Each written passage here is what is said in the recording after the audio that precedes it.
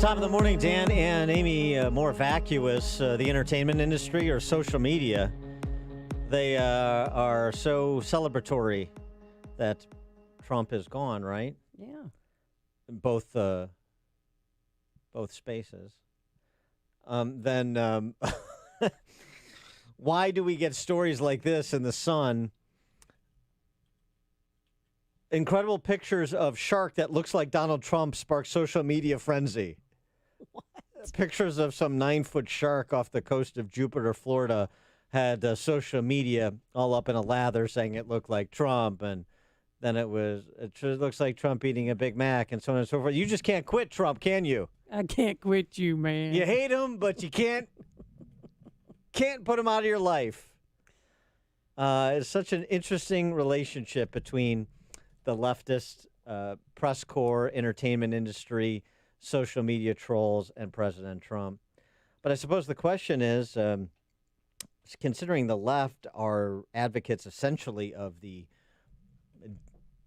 slow but very methodical death of comedy, humor, joking around, what will that look like in the Biden era? You know, will it be like it was in the Obama era where the joking around was mainly in the direction of how great you are, how much smarter you are than all of the rest of us? Tim Matheson, he had to find out the hard way. Otter from Otter, Tim Matheson, Otter. Oh, John right, Belushi. John yeah, okay. Yeah. The movie? The movie, yes. What's the name of the movie? Animal House. There it is. Thank you. I'm back. Tim Matheson had to apologize for tweeting out, it's nice to have a first lady who can speak English. I mean, it's not a... That's not... I mean, funny. whatever. Melania speaks 7 languages. Well, whatever. You have to apologize for that. Why? He didn't understand that he's a member of the tribe that has killed comedy. So will we have what we had, I don't know, the first go-around of Joe Biden running for president, or the second go-around of Joe Biden when he was the vice president? Johnny Carson on Joe Biden leaving the campaign in 1988, because he was a plagiarist. Now, on the political scene, one of the Democratic candidates is Senator Joseph Biden. Have you seen the problem he's been having? He went around and made a speech. And apparently, he quoted I think it was a British politician, took his speech and kind of paraphrased it as his own. And then the press got on him, and then he was charged also with taking part of Bobby. And Biden says, not to worry, he reassured his staff. He said, we have nothing to fear but fear itself. Yes, sir. Robin Williams. Don't forget about him. The late, great Robin Williams commenting on Vice President Joe Biden. We still have comedy, though. We still have great comedy out there. There's always rambling Joe Biden. What the Joe says that even people with Tourette's go, no. No. What is going on? Joe is like your uncle who's on a new drug and hasn't got the dosage right. I'm proud to work with Barack America. He's not a superhero, you idiot. Come here. When FDR was on television, there was no TV back then. Come here, Joe. Sit down. That was more than a decade ago. And now Joe Biden has been transformed by the same media and entertainment industry to Christ Gandhi. So I was intrigued by this piece in The Spectator. James Corden and the problem with post-Trump comedy. What's the problem? There is none. Isn't that right? For more on this, pleased to be joined by Simon Evans, who's a British comedian and host of the BBC 4 radio series, Simon Evans Goes to Market. Simon, thanks for joining us. Appreciate it. Very, very welcome. Thank you. So what space do we have for those who would take attack like a Johnny Carson or a Robin Williams in the West in 2021? Well, we're moving out of a unique era, aren't we? Almost a singularity in the political comedy interface. When we'd reached a degree of polarization that even Johnny Carson, I think, would probably not have recognized or quite understood or known how to walk around. And it's going to be very difficult for professional comedians and talk show hosts to walk it back from there, because I think they felt, rightly or wrongly, that Trump sort of represented something more than merely the opposition. He seemed to represent a sort of asteroid in human form as far as they were concerned. And anything that might have like added nuance or ambiguity to their desire to see him gone would have been just unthinkable. So, as you say, it wasn't so much that they were handling Biden with kid gloves; he was simply not handled at all. Now that he's in power, perhaps they can adjust their settings somewhat and notice that the man seems hardly able to finish the same sentence that he started, and so on quite a regular basis. And this might have some impact on his ability to legislate. But it's going to be a bit of a climb, I think. Yeah, I mean, so that's it. I mean, what we're getting to is the nature, not of politicians changing so much, although you can say that Trump's personality was an outlier. Certainly his policy agenda wasn't really, for the most part. That's the remarkable thing about it, despite all of I have a number of friends in Britain who agree on that, actually. I mean, but it's one of those things you almost have to have in private conversation groups. You know, you can't even say out loud that, well, hang on, let's look at his foreign policy. Is that really so different or disastrous? You know. But, well, right. But so that speaks to a change in culture in the West, and those mavens of culture in places like the political press corps and entertainment. And I mean, to me, it seems like rather than focusing on whether Trump, even after Trump has left the stage, or how they're going to handle Biden, perhaps the conversation should be zero focused on who they have become. Absolutely agree. Yes, it's changed the nature of, I mean, the court jester kind of notion, the idea of speaking truth to power, which I'm sure they thought they were doing to some extent, but it became far more partisan than that, didn't it? And it became far less like the jester as an independent kind of like a ball bearing rattling around, you know, which I always think is their purpose, a bit like in a can of aerosol paint. You know, that's the point of the comedian, really, to just create havoc and chaos and to undermine all sensible propositions. Instead of which they became a de facto part of the resistance and the opposition. And the same thing has happened in Britain, of course, over the last 4 years with Brexit, which was very much our Trump in many regards, a sort of populist uprising and one which detached people from their traditional moorings and caused a lot of people to lose their minds and lose their sense of proportion and to see what was essentially the end of a trade agreement as the end of the civilized world. So Yeah, go on. Well, so for the last 4 years, these comedians on late night TV have been pushing their agenda, attacking Trump. Do you think any of them have the courage, though, to attack Biden or do any skits or just be, sarcastic about him and, I think wife? It's going to be very interesting because as you've obviously alerted your audience, and as will have been obvious, I'm a British citizen. I have not spent much time in America in the last 20 years, let alone the last 4. So I don't know entirely how he's perceived. But our perception of Biden is that the single most obvious factor about him is that he is old and that he does seem to be slowing down a bit, to put it in the kindest and most neutral terms possible. And that Kamala Harris, waiting in the wings, might yet have an opportunity, not seen for a very long time in America, to ascend via that particular route to the throne, and that is probably the most interesting and talk aboutable sort of access point for comedy and satire in that respect. How they feel about that, I don't know, because you might say that there were certain sort of isms and phobias and so on in terms of attacking a man for what is, after all, just the course of nature. But once you take responsibility for an entire nation's fate and destiny, that should be fair game. So it's going to be very interesting to see whether they're capable and willing of grappling with that. But of course, some of them might be purely in the respect that they might wish to see, the second shoe drop and Harris take control in that kind of. Through that mechanism. So I suppose there is potential there among the more genuinely left-wing rather than opportunistically left-wing comedians to actually sort of push for that, if you see what I mean. Genuinely. To undermine his authority. Yeah, genuinely versus opportunistically. I'm not sure I can make the distinction in that world. Honestly, I mean, it's, these are people. They are part, as you suggest, they're part of the press corps' comm shop, which is to say they're part of the Democrat socialist establishment's comm shop. So they're running around getting offended when somebody refuses to call Jill Biden Dr. Jill Biden because she has some PhD in education, rather than making a satirical comment about all these people running around demanding you genuflect before their sort of phony baloney titles. they rally to the defense and cloak and drape themselves in the cloak of misogyny, just like a political hack would. I mean, they're pathetic, is what they are, and so they're reverential, which is the death of comedy. They're reverential to politicians.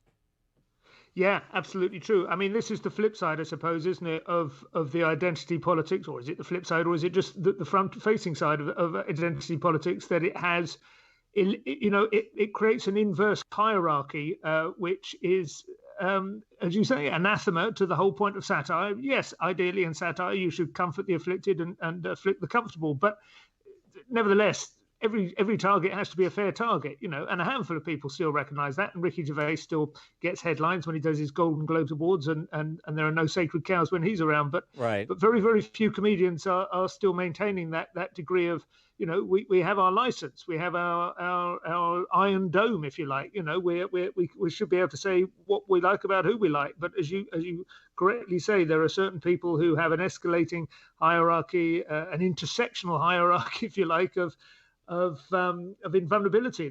These certain things that cannot be and must not be mocked or sneered at or belittled or trivialized.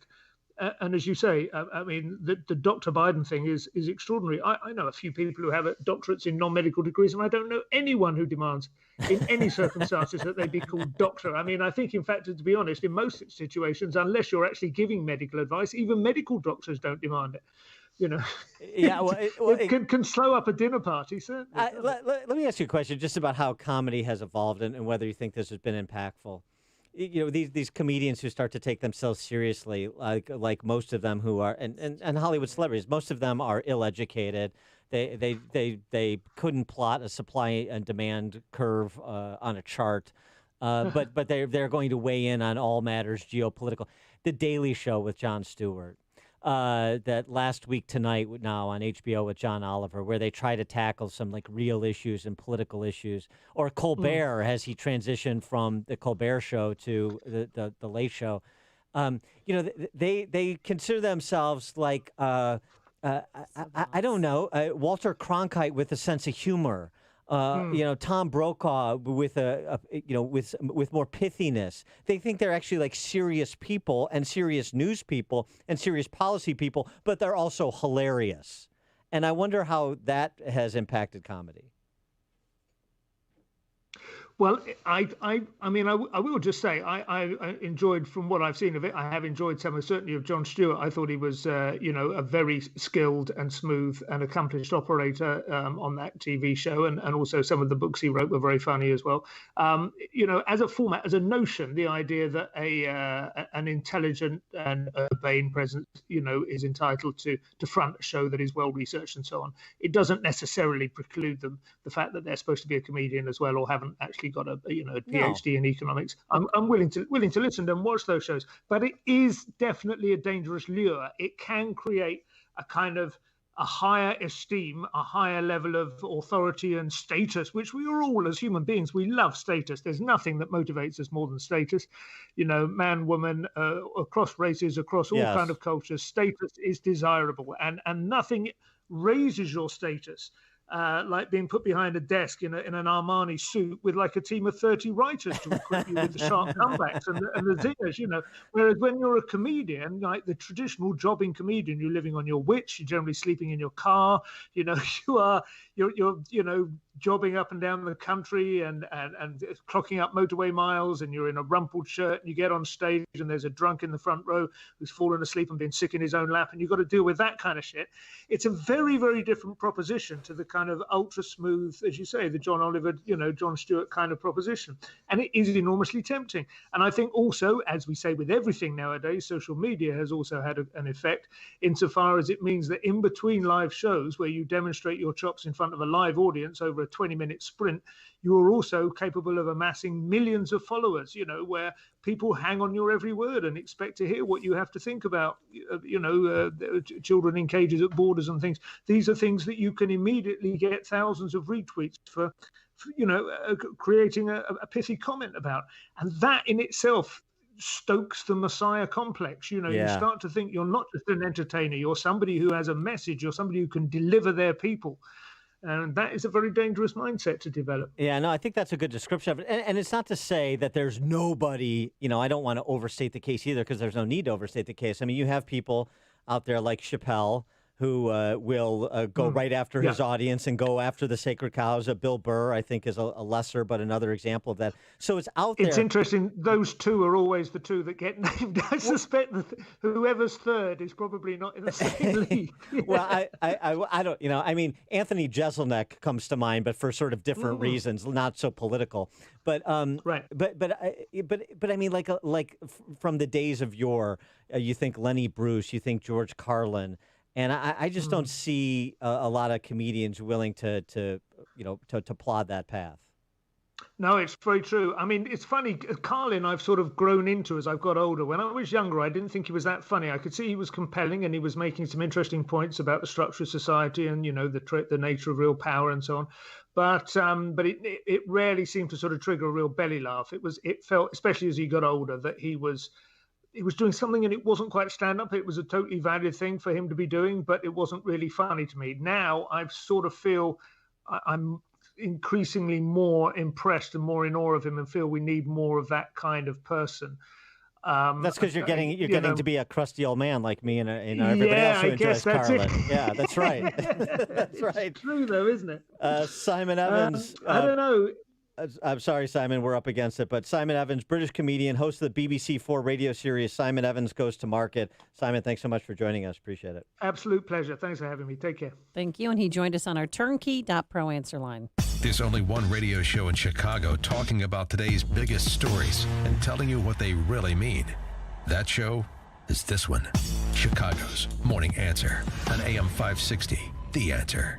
These are tough times for everyone, so dealing with your timeshare may not be your biggest concern. But when this passes, do you still want a lifetime of payments, fees, and commitments for a timeshare you were misled into buying? Hi, I'm Chuck McDowell, CEO and founder of Wesley Financial Group. 10 years ago, I started the timeshare cancellation industry by exposing the ugly truth about timeshares and giving folks the straight facts. I've been fighting the timeshare giants ever since, so no one knows this industry better than me and my team. Today, we have over 200 employees and have saved our clients an average of $65,000 in lifetime payments. Imagine putting those timeshare dollars back in your pocket. Give my office a call today. I guarantee if we take you as a client, we will cancel your timeshare contract or you'll pay nothing. Call Wesley Financial now for your free information kit. 800-881-4242. That's 800-881-4242. 800-881-4242.